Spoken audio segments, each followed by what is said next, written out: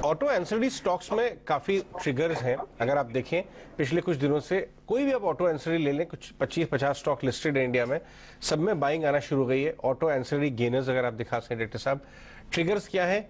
एक तो auto sector में टर्न अराउंड है, चाहे वो पैसेंजर व्हीकल हो, चाहे वो बड़ी गाड़ियां हो, छोटी गाड़ियां हो, टू व्हीलर्स हो, सबने नए लॉन्चेस लगा रखे हैं और माल बिक भी रहा है। अगर आप देखें वॉल्यूम्स इंप्रूव हो गए। और मुंजाल ऑटो, यूनो, मिंडा, दुनिया भर की कंपनी ईवी इकोसिस्टम, एक तो करंट कंपनी ईवी के लिए बना रही हैं और अब खबर यह भी है कि टेस्ला भी डोमेस्टिक वेंडर बेस यहां पे बनाएगी। तो अगर हम ट्रिगर्स लेके आए कि क्यों इस समय ऑटो एंसिलरी सेक्टर में बाजार की काफी रुचि बन रही है, आदित्य वेलेलकर हमारे साथ जुड़ रहे हैं, सीनियर एनालिस्ट हैं एक्सिस सिक्योरिटीज के, इन सारे ट्रिगर्स के बारे में बात करने के लिए। आदित्य धन्यवाद। सबसे स्ट्रॉन्ग पॉइंट क्या है, सबसे बड़ी बूस्ट जो है ऑटो एंसिलरी में इतनी बाइंग आ रही है? आपके क्लाइंट्स आपसे पूछते होंगे क्या खरीदना चाहिए, क्या कहां से आ रही है? क्योंकि ये 8-10 साल का सिक्लिकल स्पेस है, वापस आ गया है अब। या डेफिनेटली। सो ऑटो एंसिलरी में जो एक बड़ा बूस्ट जो आ रहा है वो एक प्रीमियमाइजेशन का जो ट्रेंड है उसकी वजह से ये हो रहा है कि उनकी जो किट वैल्यू पर व्हीकल है वो बढ़ रही है। मैं एक एग्जांपल देना चाहूंगा, जैसे मिंडा है, मिंडा कॉर्प, उसमें उनका जो स्मार्ट कीज है, उसके बाद उनका वायरिंग हार्नेस बिजनेस है, उनके बाद जो इलेक्ट्रिक व्हीकल के जो ऑर्डर्स है और इलेक्ट्रिक व्हीकल का जो किट वैल्यू है वो नॉर्मल आईसीवी की किट वैल्यू से काफी ज्यादा है।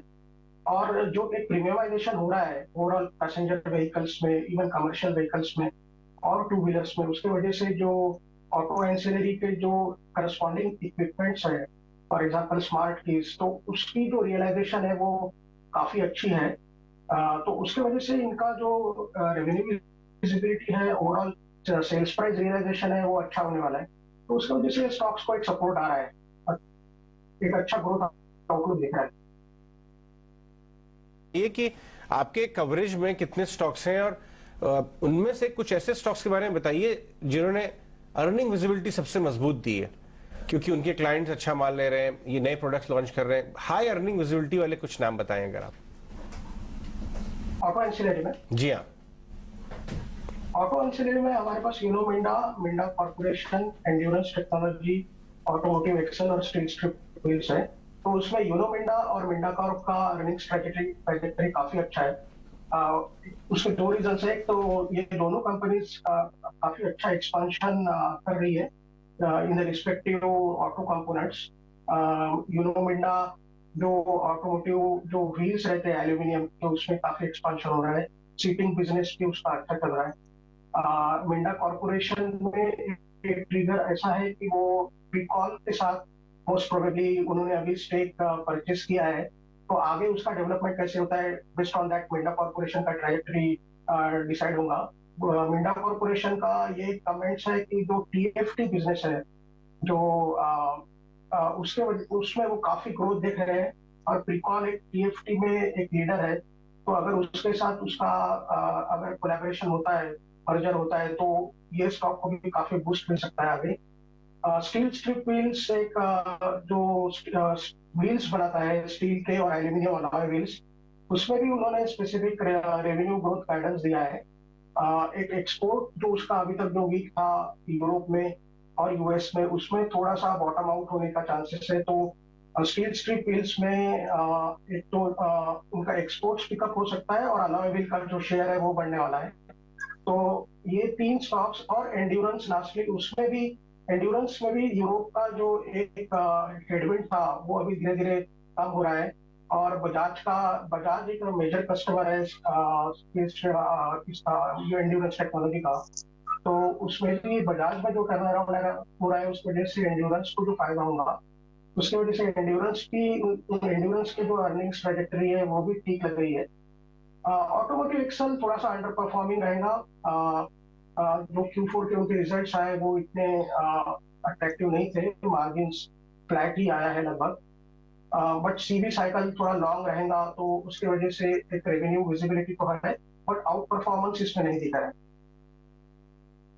आदित्य, ये तो आपने अपने ऑटो एंसिलरी के प्रेफर्ड स्टॉक्स बताएं, लेकिन इन स्टॉक्स को लेकर टारगेट्स और टाइम फ्रेम भी अगर आप हमारे साथ शेयर करना चाहें। और एक और चीज, ईवी ट्रांजिशन और रॉ मटेरियल प्राइस मॉडरेशन जो है वो आने वाले क्वार्टर्स के लिए ऑटो एंसिलरी के लिए कितने फायदेमंद हो सकते हैं?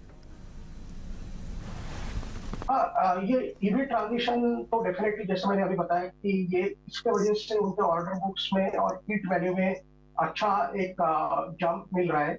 यूनो मिंडा का हमारा 620 का बाय टारगेट है। मिंडा कॉर्प हम लोग शायद उसको और उसका टारगेट प्राइस रेज कर सकते हैं। We are waiting for update from जो क्लिकॉन और मिंडा का किस तरह से अभी मर्जर होता है, उसके हिसाब से उसका 300 प्लस टारगेट हो सकता है। उसके बाद एक स्टॉक और है महिंद्रा सीआई, जो भी हमने अभी रिसेंटली इनिशिएट किया था। उसका हमारा 525 का टारगेट है। उसका स्टॉक ऑलरेडी काफी रैली कर गया बिकॉज महिंद्रा सीआई में एक यूरोपियन उनका जो सेगमेंट है, बिजनेस है, वहाँ पे काफी उनको फायदा हुआ। वहाँ पे एनर्जी प्राइसेस यूरोप में कम हुए हैं और एक लार्जली वहाँ पे जो ऑटो एंसिलरी का जो फॉर्जिंग्स बिजनेस है वहाँ कंसोलिडेशन हुआ है, तो उसका सीधा फायदा महिंद्रा सीआई को हुआ। और महिंद्रा का जो स्टेक था, माइनॉरिटी स्टेक, वो निकलने के बाद महिंद्रा सीआई को एक फायदा हुआ है। तो बेसिकली जो ओवरऑल टेलविंड्स है ऑटो एंसिलरीज में, एक तो जो करस्पॉन्डिंग ओरिजिनल इक्विपमेंट मैन्युफैक्चरर्स जो है उनकी जो ग्रोथ आउटलुक है वो अभी भी बरकरार है। एक प्रीमियमाइजेशन ट्रेंड है, ईवी फोकस है, उसके वजह से ये सब स्टॉक्स को फायदा हो रहा है। ओके, बहुत बहुत शुक्रिया आज हमसे बात करने के लिए आदित्य। टेस्ला की जो गाड़ी आपको विजुअल्स हैं वो फाइल है, वो अभी हिंदुस्तान में लॉन्च नहीं हुई है। अगर आप मूड बना रहे हैं खरीदने का तो आपको थोड़ा समय इंतजार करना पड़ेगा। लेकिन बहुत सारे ईवी प्लेयर्स हैं जिन्होंने बहुत शानदार गाड़ियां लॉन्च कर दी हैं। मेरी पसंदीदा डिजाइन